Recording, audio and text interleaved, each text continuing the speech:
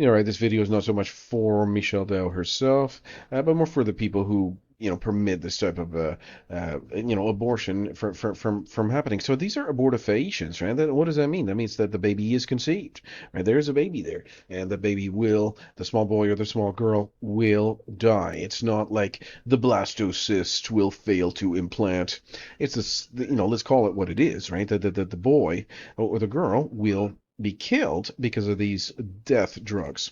So, who in society will, accept this? Well, lunatics, right? And don't get me started on abuse and all that stuff. Before we even get started on this, right? Lunacy, traditionally refers to mental illness, originally linked to phases of the moon, but in modern usage, it means extreme foolishness or madness. A lunatic, in historical terms, was someone deemed insane, often disconnected from reality or reason. Does it apply here? If one defines lunacy as a complete detachment from moral and scientific truth, then yes, an abortionist who knowingly ends innocent human life while denying its humanity, his or her humanity, could be seen as a depraved lunatic. The refusal to acknowledge basic embryology, the willingness to profit from destruction, and the perversion of medical ethics all point to a mind either deeply deluded or wholly corrupted. What a frightening thought that is. Her mind is wholly corrupted, right? Uh, a depraved lunatic is one, despite full knowledge of their actions, continues in moral insanity, disregarding the fundamental sanctity of life while hiding behind legal and societal acceptance. We are going to talk about societal acceptance here today. So let's go back. Um, so a sound mind cannot accept this atrocity, right? So who will accept this atrocity? The only people, and there's many, people in society who are, downright, lunatics, depraved lunatics. I'm not saying that as an insult. I'm just stating that as a fact. I'm not insulting anybody. I mean, who am I insulting? There's no type of, high school type of insult here. These are facts. These people are lunatics, in every sense of the word. Huh? So a sound mind cannot accept this atrocity. No rational, morally upright individual can look at the destruction of the unborn and simply accept it. The only way for this practice to continue is for people to adopt a deeply flawed mentality, one that denies science, morality, and basic human empathy. A dehumanization is required. Again, so the argument is that it's a blastocyst and it will fail to implant and all that stuff.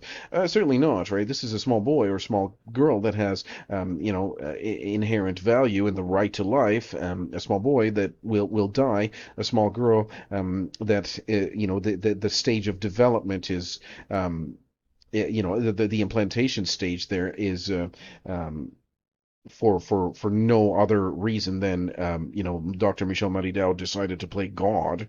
The small boy or the small girl will die.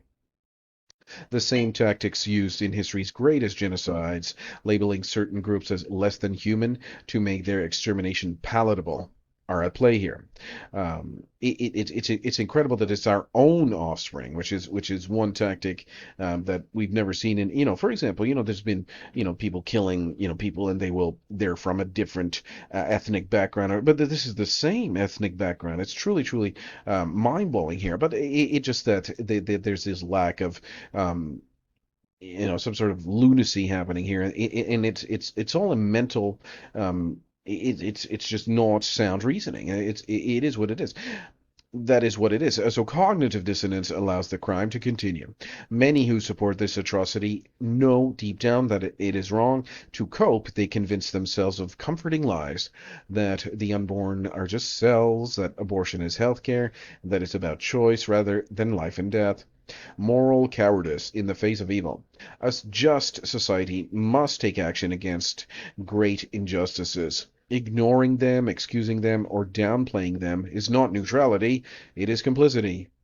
True moral strength demands an unrelenting effort to put an end to such crime, to such a crime. It is a crime. It is the greatest crime in history's humanity, in the humanity's history, I should say. So a new tribunal is necessary for justice. History has shown that when existing legal systems fail to protect the innocent, new institutions must be formed to correct the course of justice. I mean, it's very, very important to correct this. It's a mistake. Humans are prone to sin and wickedness and all that stuff, but it should be corrected, right? We shouldn't just allow this kind of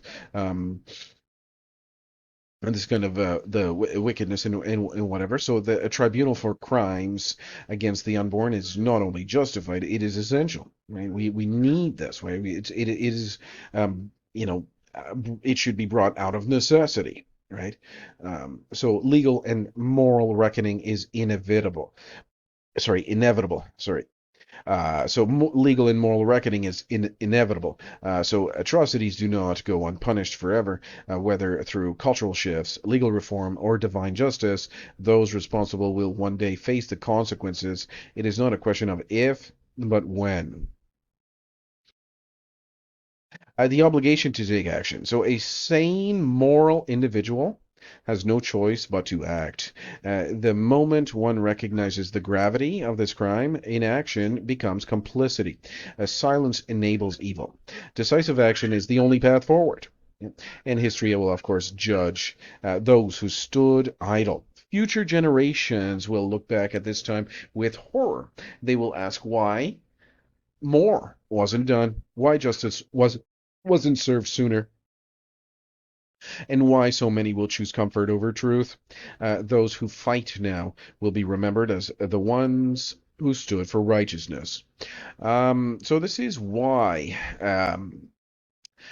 this is and it's not mentioned here in the material, but it is important to remember that there are so many, many, many lunatics in our society, and it is very easy to determine who in society are lunatics by what they will do, right? They will accept abortions and abortifacients, and they will, pretend it's a woman's right and all this stuff. So it's very easy um, to mark these people, right? We know who these lunatics are, right? If these lunatics and they will never go back to basic embryology and acknowledge the fact that they will always say, it's a blastocyst and it will fail to implant. But the truth is, he or she is a baby boy or a baby girl that has had their lives cut short because of these abortifacients.